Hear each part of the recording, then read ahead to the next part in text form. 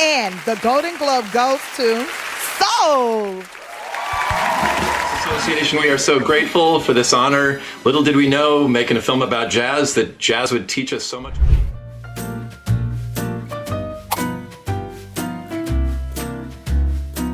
네, 다음은 이제 2013년부터 그러면 이제 픽사에서 이제 일을 하신 거죠. 12년도 6월부터 12년 했습니다. 6월부터 그동안 겪으신 어떤 변화의 어떤 과정이 있으신지. 가장 크게는 일단 CEO가 바뀌었고요. 음, 존 라스터에서 지금 핏닥터 감독으로 네. CEO가 바뀌었고 그 중간에가 이제 아무래도 그런 좀 격변의 시기였죠. 뭐 약간 어려운 일로 좀 나갔으니까 좀 비난을 받으면서 나간 부분이 있으니까 그 부분 때문에 이제 되게 리더십이나 아니면은 새로 직원을 뽑거나 팀 구성을 하거나 이럴 때도 약간 조금 더 변화한 부분들이 있고 그 부분이 아마 지금 최근 10년에는 가장 큰 변화가 아니었나 싶긴 합니다. 여기에 좀 더 더해서 10년 사이에 픽사는 항상 다른 3D 애니메이션 회사들에게 도전을 받는 회사잖아요. 네. 그런 면에서는 좀 어떠신지. 애니메이션 쪽은 사실은 이제 굉장히 상향 평준화 되긴 했어요. 2010년도 이전에만 보더라도 디즈니만 해도 이제 3D 애니메이션을 제대로 시작한 게 사실은 라푼젤 정도부터거든요. 그 2009년인가 이런데. 그러니까 거의 2000년대에는 드림웍스와 픽사 그리고 블루스카이 이렇게 3파전 정도였는데 그 중에서는 픽사 그래도 몇 년 더 앞서갔기 때문에 조금 더 엎치락뒤치락 하는 느낌이 좀 적었다면은 2010년대에는 확실하게 디즈니도 이제 정신을 차렸고 뭐 여러 가지로 이제 픽사를 인수하면서 여기에 크리에이티비티의 노하우나 아니면 존 라스터나 에드 캠머의 직접적인 관리 하에 새로 만들어지면서 라푼젤, 뭐 프로즌, 그다음 빅히어로 6, 뭐 주토피아 등등 이제 괜찮은 작품 계속 만들면서 이제는 뭐 어디가 더 낫다라고 말하기 힘들 정도로 이제 많이 올라왔고 그 사이에 뭐 소니 같은데도 항상 약간 구피한 뭐 호텔 트랜실베니아나 뭐 그렇죠. 좀 그런 것들 위주로 만들었었는데 2019년인가 스파이더맨을 되게 각 잡고 만들면서 그런데도 이제 주목을 받고 뭐 대중적으로는 엄청 성공한 또 뭐 미니언스 만드는데 일루미네이션 엔터테인먼트 이런데도 2010년대에서는 각광을 받았기 때문에 이제는 어디 하나가 막 압도적으로 이제 우위라고 말하기는 좀 쉽지 않은 상황이라서 저희는 저희 색깔대로 최선을 다하려고 하는 것 같아요. 항상 약간 스토리 퍼스트, 스토리 우선으로 하고 그 다음에는 그 새로운 작품을 만들 때마다 일단 저희는 항상 기술과 예술이 조합이 돼야지 하나 더 새로운 게 나온다 이런 주의이기 때문에 새로운 기술을 하나는 더 플러스해서 만들려고 계속 노력하고 있는 것 같습니다. 픽사의 얘기는 아니지만 최근에 어쨌든 블루스카이가 이제 역사 속으로 이제 사라진다는 얘기가 나오면서 네. 좀 감회 조금 남다르시겠어요, 바라보시는 게. 그렇죠. 제가 한창 공부를 그러니까 2000년도부터 2005년까지 이제 그 정도의 이제 학교를 다녔었는데 그때 이제 블루스카이가 막 혜성처럼 떠오른 스튜디오라서 2002년도에 아이스 에이지를 발매했었거든요. 그걸로 이제 확 떠오른 스튜디오라서 제가 학교 다닐 때만 해도 막 되게 핫한 그런 스튜디오였어가지고 되게 강렬하게 인상을 가지고 있었던데 거기가 딱 사라진다고 하니까 이제 아쉬운 마음이 되게 크죠, 사실. 거기가 이제 또 특이하게 뉴욕 근처에 있는 유일한 메이저 애니메이션 스튜디오거든요. 동부에 있어요. 그래서 거기는 어떻게 보면 그 지리적 위치 때문에 동부에서 일해보고 싶은 아티스트들을 또 가기도 하거든요. 근데 그런 옵션 자체가 또 없어졌다는 또 아쉬움도 있고 이제는 다 서부로 와야 된다 이제. 서부도 많이 없어졌어요. 다 밴쿠버 이런 데로 많이 갔어요. 그래요. 밴쿠버. 네, 소니도 그러니까 본사는 LA이긴 한데 사실 제작 스튜디오는 다 밴쿠버에 있고 텍스 혜택이나 이런 것 때문에 캐나다로 많이 빠져 있는 상태고 진짜 사실 큼직한데 몇 군데 뭐 픽사, 디즈니, 드림웍스 이 정도만 미국에서 프로덕션을 유지하는 정도라고 생각하셔도 될 것 같습니다. 다음 질문 크리스님. 예.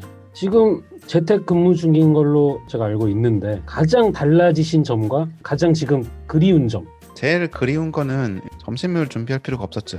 내려가서 먹었으면 되는데 그게 은근히 진짜 그리고 메뉴도 걱정할 필요가 없고 에브리데이 그냥 그쪽에서 나오는 사내 식당밥을 먹으면 되니까 그게 이제 되게 좀 그립고 아침마다 이제 가면 커피도 내려져 있고 그냥 이게 따라서 먹으면 되고 뭐 이러니까 여러 가지로 그런 게 좋았는데 이제 그런 부분 다 일일이 신경 써야 된다는 점이 좀 그립고 또 바뀐 점이라고 한다면은 사실 작업 환경 자체는 회사에 있을 때가 훨씬 좋긴 하거든요. 뭐 여러 가지 인터넷으로 연결하고 이러니까 조금 느린 부분도 있고 그다음에 제가 약간 거실의 한 구석에 지금 보시는 것처럼 제 워크스테이션을 마련해서 하고 있기 때문에 뒤에서 애들이 계속 왔다 갔다 하고 막 이러니까 아, 좀 집중 면에서도 아. 좀 힘들고 한데 이제 또 뭐 장점이라고 하면은 제가 이제 출퇴근 시간을 많이 줄일 수 있다는 거 그거는 좀 장점이라고 볼 수 있는 것 같습니다. 또 짧은 질문 하나. 백신은 맞으셨나요? 아직 못 맞았어요. 저희 나이 때는 맞으려면 아마 여름이 지나야 될 것 같아요. 아, 그때 되면은 좀 이제 다시 재택에서 회사로 좀 안 갈수 그럴 있는 것 같아요. 2번 맞아야 되기 때문에 결국에는 겨울까지 갈 것 같아요. 겨울까지. 아, 그럼 그러니까 올해까지. 올해도 거의 재택을 하지 않을까. 그럼 거의 저희는 작년 3월부터 했으니까 벌써 만 1년이 다 돼가거든요. 그러네요. 아이고. 하여튼 밥 준비가 어쨌든 제일 힘들다. 네, 뭐 다 먹고 살자고 하는 건데 그게 제일 힘들더라고요. 네. 걸을 순 없으니까. 네. 일단은 이제 3D 애니메이션을 하시잖아요. 근데 네. 이제 비주얼 아티스트 어떤 개념으로 이제 저는 이제 보고 있다면은 이제 네네. 구현을 하고 싶으신 그 장면들이 있을 거고 라푼젤 때도 제가 보면은 엄청 충격적으로 그 기술적인 구현이 안 돼가지고 이제 엄청 헤맸다는 걸로 알고 있는데 네. 그런 부분으로 이렇게 어떤 테크 부서들과의 어떤 조율이 안 되거나 좀 충돌되는 부분들이 있나요?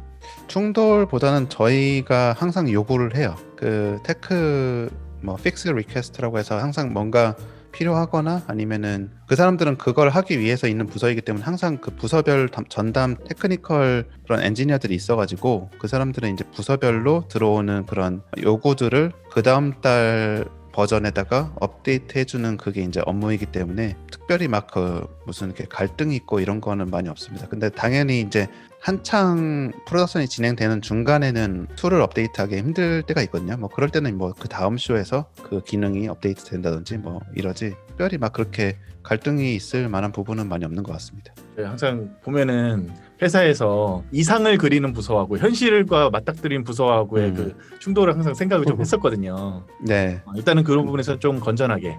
그게 왜냐면은 그 테크 부서도 본인들이 새로운 기술을 계속 만들어 나가야지 존재의 의미가 있고 그 다음에 그걸 바탕으로 시그래프 같은 데서 발표도 하고 계속 이러거든요. 네, 그거를 계속 저희도 챌린지를 주는 거죠. 그 사람들도 그게 있어야지 본인들이 뭘 하고 있다는 걸 계속 실적 발표를 하고 이러니까. 어떻게 보면 회사 내에서도 작은 스타트업처럼 계속 뭔가 계속 개발하고 이런 거겠네요. 그러면은. 네, 그리고 툴팀도 실제로 뭐 저희가 쓰는 툴뿐만 아니라 뭐 렌더맨이나 이런 렌더링 툴 같은 경우는 외부에 판매를 하는 툴이거든요. 그 스타워즈를 만드는 그런 ILM 같은 데 같은 데도 저희 렌더를 쓰는 거고 드림웍스 같은 뭐 이런 다른 회사도 저희 걸 쓰기 때문에 저희는 안에서 아티스트들이 어떤 피드백을 주는 걸 그 툴팀은 고쳐서 나중에 판매를 해야 되기 때문에 저희가 베타 테스트를 하고 있는 상황이라고 볼 수도 있죠. 어떻게 보면. 그러면 거기서 더해서 그럼 소울에서는 기술적으로 새롭게 픽셀에서 구현된 기술이 있나요? 일단은 제리 테리 캐릭터 걔네들은 그런 식으로 2D처럼 돼 있는 3D 애니메이션 한 거는 이제 저희로서는 처음이었기 때문에 되게 그러니까 캐릭터 리깅이라고 하는데 캐릭터를 이제 조정하는 게 있거든요. 예를 들어서 퍼펫이 있으면 퍼펫에다가 이제 실을 묶어가지고 어디를 당기면 여기가 올라가고 이렇게 조절을 하게 되잖아요. 관절들을 이렇게 움직이는. 네, 3D 캐릭터도 마찬가지인데 어디 이제 관절 막 이런 데다가 이제 본 뼈를 심어가지고 뼈 위에다가 컨트롤러를 달아서 그 컨트롤러를 선택하면은 이 엄지 입 끝에만 로테이션해서 꺾을 수 있고 뭐 이런 식으로 그렇게 하는 건데 제리 테리 같은 경우는 우리가 다뤄본 적이 없는 캐릭터 스타일이기 때문에 그런 리깅이라고 하는데 그런 세팅 캐릭터를 움직이기 위한 세팅 자체가 되게 어려웠고 그거를 이제 처음 시도한 거였기 때문에 뭐 시행착오도 많이 겪었죠. 그리고 자세히 보면 그 라인을 따라서 또 막 되게 반짝반짝하는 그 빛들이 계속 왔다 갔다 해요. 그런 것들이 이제 되게 디테일하게 그 너무 단조로워 보이지 않도록 그 잘못하면 되게 심심해 보일 수 있는 캐릭터인데 그런 디테일들을 잘 넣을 수 있게 한 게 하나가 있고 또 하나는 소울월드에서 그 아까 말씀드렸던 그런 컨셉의 느낌을 실제로 3D로 구현했을 때 너무 그걸 그냥 그대로 모델링으로 해버리면 되게 심심하거나 딱딱해 보이고 막 말랑말랑한 느낌이 없어지거든요. 그래서 그거를 이제 파티클이라고 해서 그 반짝거리는 점 하나씩 있어요. 그게 정말 수천만 개가 들어간 거예요. 그걸로 모양이 만들어진 거예요. 그러니까 그런 거를 이제 구현하기 위해서 여러 가지로 진짜 뭐 아트적인 부분도 있지만 기술적인 부분에서도 되게 챌린징하게 했던 그런 부분이 있죠. 진짜 그 제리하고 테리 장면들을 보면서 기가 막히다고 생각했던 부분이 그 상 받으러 갈 때 마지막에 네. 몸으로 계단이 표현이 돼가지고 그렇게 올라가는 장면 보면서 네. 막 진짜 박수를 쳤거든요. 그런 부분들이 이제 테리가 지구에 와가지고 막 그 다른 애들 쫓아다닐 때 보면은 뭐 이곳저곳에 숨어가지고 뭐 신호등에서 나오기도 하고 뭐 이렇게 하잖아요. 근데 그런 게 이제 여러 부서에서 막 아이디어가 나오거든요. 스토리보드에서 나온 아이디어도 있고 저희 부서에서 나온 아이디어도 있고 그다음에 이제 애니메이터들이 뭐 움직임을 통해서 만들어낸 아이디어도 있고 막 그게 다 섞여가지고 그런 아이디어들이 이제 최종적으로 이제 관객들에게 보여지고 있습니다. 다음 질문은 사실 제가 요거는 좀 기술적인 부분으로 좀 오늘 좀 질문이 많은 것 같은데 VR 컨텐츠에 대해서 사실 어떻게 보고 있는지 애니메이션 스튜디오들이 사실 이 질문을 드리게 된 계기는 얼마 전에 그 라이언 킹이 나왔을 때 네, 에서 나왔을 때 이제 저희가 이제 뉴스를 듣기로는 전체적으로 3D로 전체 구현을 해놓고 그 안에서 이제 VR 고글로 연출을 했다 요 얘기를 좀 들었어요. 그거는 그 로케이션 스카웃 정도를 그렇게 했을 거예요. 그건 저희도 그렇게 해요. 근데 로케이션 스카웃은 대부분 이제 그냥 감독하고 그걸 그 씬을 그 시퀀스를 맞는 뭐 레이아웃 아티스트나 이런 사람과 같이 확인하면서 아, 이 장소가 좋겠다, 저 장소가 좋겠다 이렇게 큼직큼직하게 정하는 정도거든요. 이제 큰 세트를 받기 때문에 뭐 예를 들어서 가로 1km, 세로 1km 이 정도의 세트를 받으면은 그 안에서 어떤 나무 아래서 그 장면이 이루어질 것인지 이런 걸 알 수가 없잖아요. 근데 같이 들어가서 그런 큼직한 장소를 좀 정하는 정도? 그 정도를 하지 막 그 안에서 모든 샷 렌즈 결정하고 막 이런 것까지는 거의 다 정하진 못해요. 근데 이제 감독하고 같이 큼직큼직한 장소를 정할 때는 가능하고 오히려 제대로 조금 버추얼 프로덕션을 쓴 거는 만달로디언이긴 하죠. 그 LED 벽을 써가지고 하는 그 거기서는 아예 프리비즈 카메라와 그다음에 언리얼 엔진 그게 없으면은 촬영이 불가능한 실시간으로 그 배경이 담겨야 되기 때문에 미리 다 100% 파이널 그 에셋이 세트와 소품들이 나와 있어야 되는 거거든요. 라이언 킹 할 때처럼 그냥 간단하게 만들어 놓은 그런 게 아니라 그렇기 때문에 진짜 어떻게 보면 버추얼 프로덕션을 제대로 쓴 거는 이제 만달로디언 같은 케이스라 볼 수 있고 근데 그거는 이제 VR이라고 보기는 힘들고 그냥 좀 다른 영역으로 지금 좀 발전되고 있는 부분이고 VR은 그 말씀하신 것처럼 그런 식으로 이렇게 프로덕션 툴로서는 꽤 활발하게 써요. 그런 로케이션 스카웃뿐만 아니라 제일 활발하게 쓰는 것 중에 하나가 그 테마파크 라이드 영상. 그렇죠. 그거는 저희가 이제 그런 게 꽤 큰 작업이거든요. 도쿄의 뭐 도리 라이드, 뭐 상하이의 버즈 라이트이어 라이드 이런 게 막 들어가면은 거기에 들어가는 영상이 꽤 길어요. 한 2-30분짜리를 거의 막 도리 라이드 같은 경우는 거의 컷을 안 하고 원샷으로 가야 되거든요. 막 그게 이제 그렇게 가다 보면은 라이드가 막 움직이면서 어떤 장면에 어떤 좌석에 가려가지고 어떤 중요한 인포메이션이 안 보일 수도 있잖아요. 그렇기 때문에 그 라이드 자체를 VR 안에다가 구현해놓고 라이드의 움직임을 VR로 이제 느껴보면서 아 이걸 이렇게 보니까 저게 가려서 저 도리를 이쪽으로 좀 옮겨야 되겠다 이런 것들을 파악하는 데는 확실히 좀 도움이 된다고 볼 수 있죠. 질문에 대한 답까지 다 해주신 것 같은데 저도 이제 보면서 레이아웃 아티스트시니까 화면의 구성이나 그 이제 오브제들을 이제 어떻게 보면 배치를 고민을 하셔야 되는 거잖아요.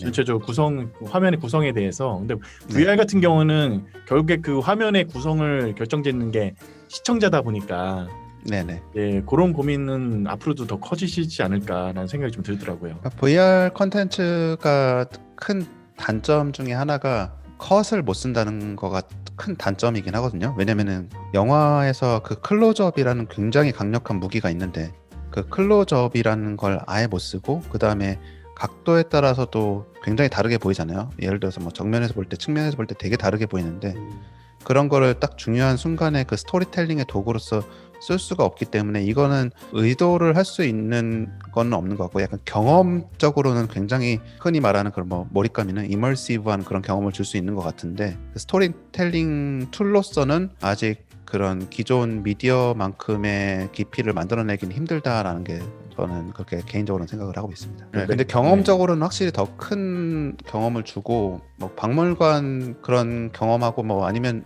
굉장히 많이 앞으로도 쓰일 게 뭐 부동산 앱 같은 거 연동된 그런 VR 이런 것들은 당연히 훨씬 그 집을 안 가보더라도 걸어다니는 것 같은 느낌을 주면서 집에서 볼 수 있는 그런 거기 때문에 그런 경험적인 측면에서는 되게 많이 발전할 것 같긴 합니다. 지금 현재 유튜브, 페이스북 등 소셜 미디어에서 다양한 방법으로 이제 인플루언서 활약을 해주고 계시는데 보면은 문화 관련 산업을 바라보는 인사이트가 되게 돋보이시는 것 같아요. 그래서 잘 모르겠지만 감사합니다. 그래서 여기서 드리는 질문. 혹시 네. 2021년에 미국을 비롯한 극장 산업은 어떻게 변화할 것이라고 생각을 하시는지. 저는 2021년은 백신이 퍼지는 속도에 따라서 100% 달려있다고 생각합니다.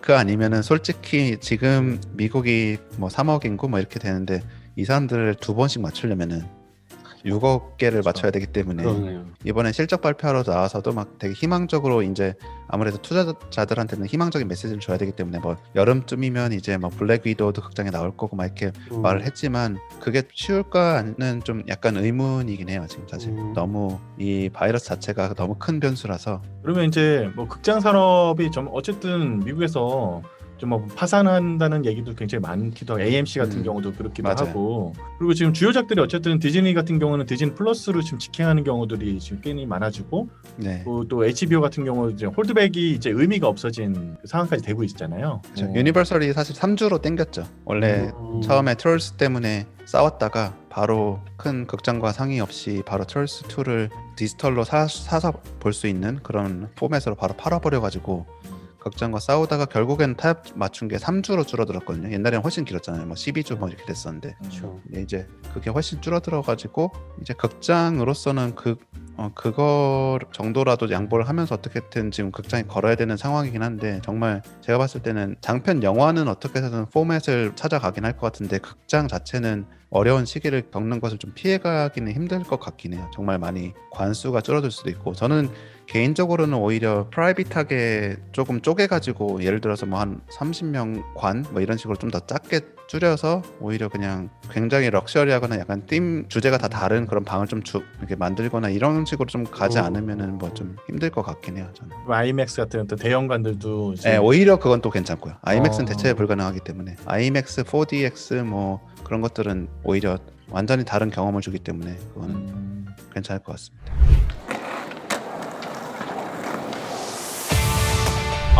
축하 인사를 드린다는 걸 마지막으로 해버렸네요. 소울이 어쨌든 100만을 넘겼거든요, 한국에서.